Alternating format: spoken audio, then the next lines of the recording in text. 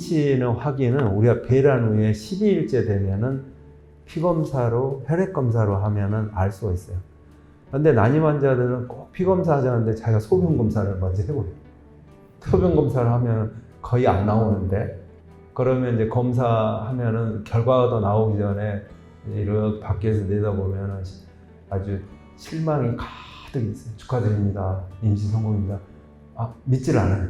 자기 소변검사했는데 음성이었는데 어떻게 임신일 수 있냐.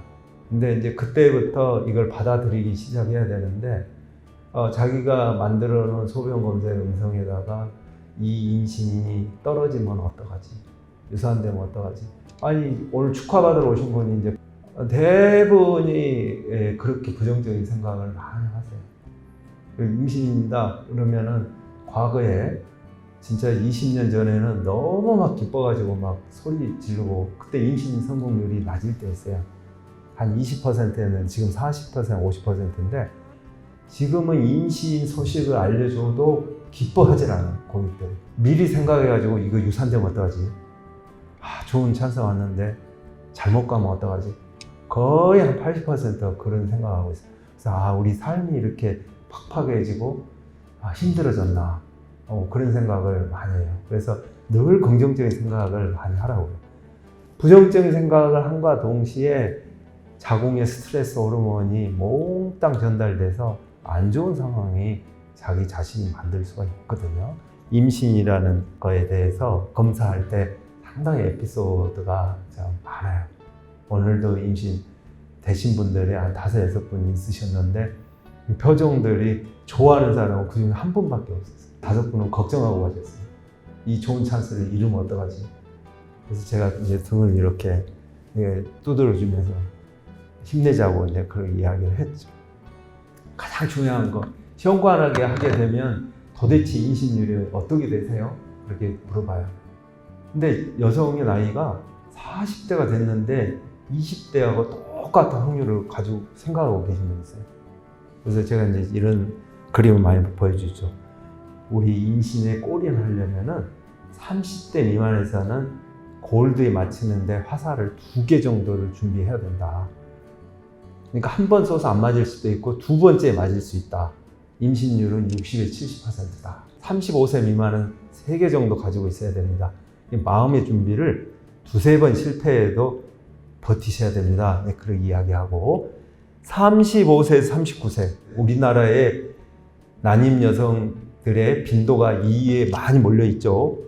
그만큼 과거에는 20대, 30대 초반이 많았는데 지금 30대 넘은 결혼이 늦으신 분들이 많은데 그분들에게도 서너 번 정도 마음을 비우십시오. 그렇게 말씀을 드려요.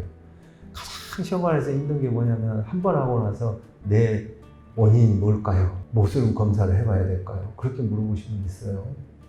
근데 제가 한두 번은 실패할 수 있다는 거를 마음에 두시라고 그랬지 않습니까? 그런 말씀을 드려요. 근데 이제 한 번 실패하고 무슨 염색체 검사를 해봐야 된다는데, 반복 착상 검사를 해봐야 되는데 아직 그 검사 할 시기는 아니고, 이제 나이가 연령이 많거나 2, 3번 연대고 실패했을 때 그때 생각해 봅시다. 그래서 설득을 해요. 2번 실패할 때는 첫 번 실패할 때보다 담담하세요. 첫 번에 너무 심하게 컸네. 2번째는 맞네.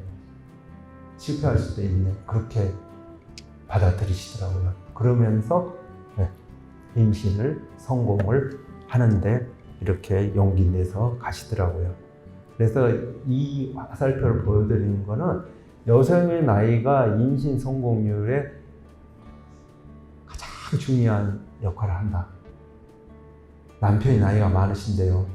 전혀 관계 없습니다. 부인이 젊으시기 때문에. 남편이 나이가 많은데 부인이 30대 초반이세요. 제가 보기에는 50% 이상 가능하니까 걱정하지 마십시오. 그렇게 말씀을 드리고 있습니다. 연령과 임신에 대해서 이야기하자 보면은 연령이 많으면은 난자 생산이 잘 안 돼요. 연령이 많으면은 이 도표에서 보였다시피 난자의 비정상이 많아요. 염색체 현상이 많아요.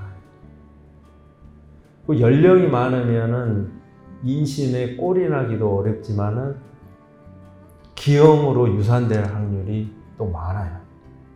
제가 보기에는 30대보다 40대가 10배는 높은 것 같아요.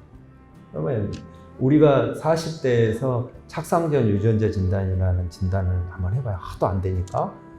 근데 그분 검사를 해보면은 진짜 10개 정도 수정란 조사해보면 한두 개밖에 정상 아니에요. 근데 20대 같은 경우는 절반, 한 40%는 정상이죠. 제가 이제 오늘 강의하면서 여러 가지 뭐 의학적인 강의를 해봤지만 실제로 와닿는 거, 이 질문을 제일 많이 받아요. 난임 치료 와가지고 나는 뭐 자연 살상세포 NK셀이 뭐 높아서 희망이 없다는데 어떻게 생각하세요? 두 번째로는 착상전 유전자 진단을 해가지고 정상을 이렇게 넣으면 어떨까요? 그렇게 이야기하시고, 세 번째로는 면역 치료를 해달라고 사정을 하시는 분이 있어요.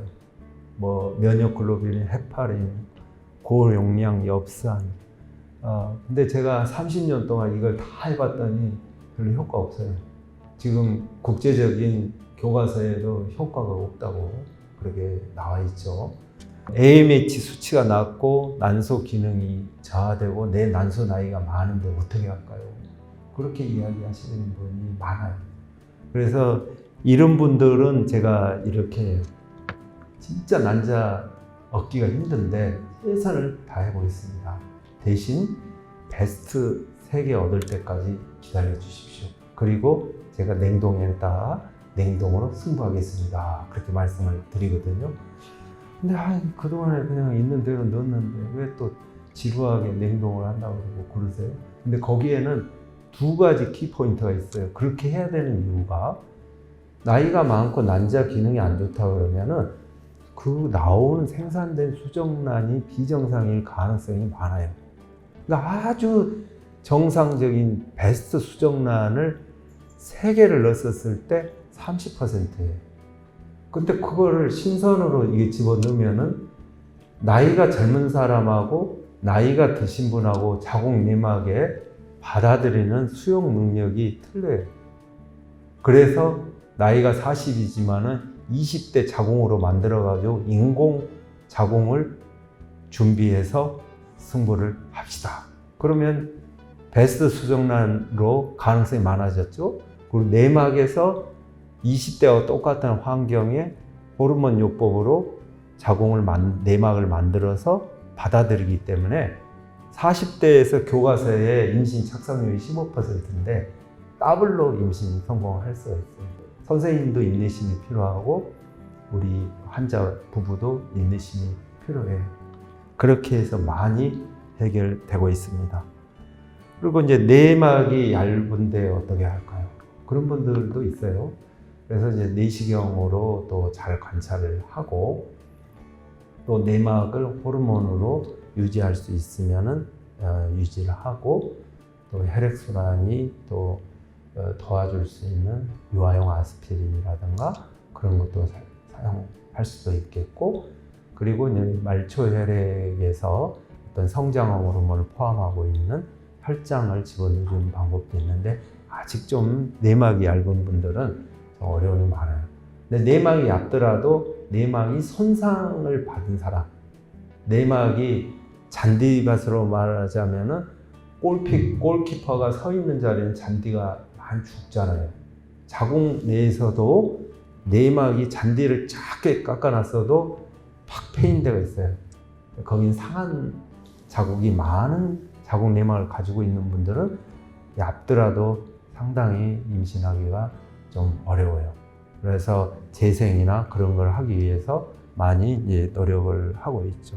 그리고 이제 건강 보조 식품을 또 이야기하시는데, 어떤 분은 보따리에다가 한 10개씩 담아갖고 다니고 있는 사람이 있는데, 제 경험으로는 한 2가지 약 드시면 충분합니다. 요즘은 너무 약을 잘 만들기 때문에 종합 영양제를 먹으면 충분한 세상이 됐습니다. 제가 이제 이 책을 이렇게 많이 보여준 거는 환자가 이제 자연 살상세포 NK 세포 때문에 자기는 임신을 포기하고 입양을 해야 되겠다, 대리모를 해야 되겠다, 그런 이야기를 해서 그것이 알고 싶다는 것을 증명하기 위해서 나온 단행본을 다 읽고 NK셀이라는 연구는 이미 하버드 유학 시절에 그 검사 효용성이 없다는 거가 발표가 됐는데 대한민국에서 지금 유행하고 있어서 책을 다 읽어보고 왔어요.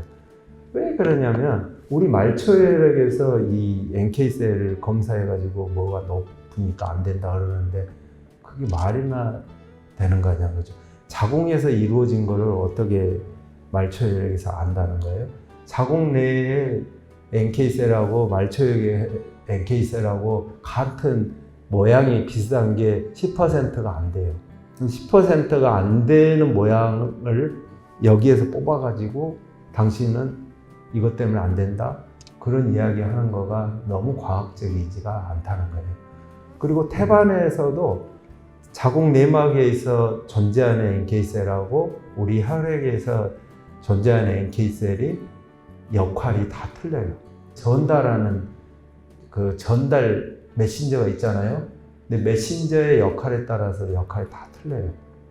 제가 몽골에 자주 갔는데 몽골에 돈도 많고 힘센 사람이 첫 아이를 NK셀 때문에 대리모를 해서 다 낳았더라고. 그래서 그냥 놔도 된다. 그래 둘째 아이는 자기가 낳았어요. 그러면 얼마나 불행해요. 그렇죠? 그래서 걱정 안 하셔도 된다. 그 말씀입니다.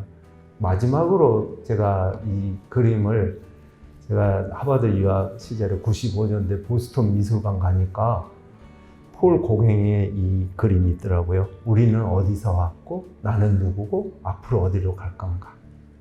삶이라는 거는 우리가 아이로 탄생해서 기쁨이 이렇게 가득하다가 이제 청년이 돼서 열매도 이렇게 따먹고 탄생과 삶 그리고 나이가 드셔서 이제 앞으로 죽음에 대해서 이렇게 생각하는데 제가 이 그림을 좋아하는 이유가 뭐냐면은 독서를 하다 보니까 과거와 현재와 미래를 왔다 갔다 하면서 스트레스를 많이 풀고 그러는데 우리 난임으로 걱정하신 분들은 지금 현재 어려운 상황에 처해 있다 하지만은 너무 그 비관적으로 생각하고 자신감 없고 그런 마음 자세를 갖지 않았으면 좋겠다. 저도 인간인지라 의사지만 스트레스 많이 받아요. 그래서 나름대로 그거 이겨보기 위해서 꽃도 좋아하고 나무도 좋아하고 책도 좋아하고 저는 일주일에 한 권을 읽고 있거든요. 그래서 그 책을 같이 공유하고 그런 노력을 합니다. 요즘은 책을 제가 책을 좋아하다 보니까 우리 고객들도 책을 내놓고 이렇게 보는 모습을 보고 너무나 감사하고 또 환자들이 건강하시고 이렇게 변하고 있구나 그런 생각을 해봅니다. 네, 강의 이걸로 마치겠습니다. 감사합니다.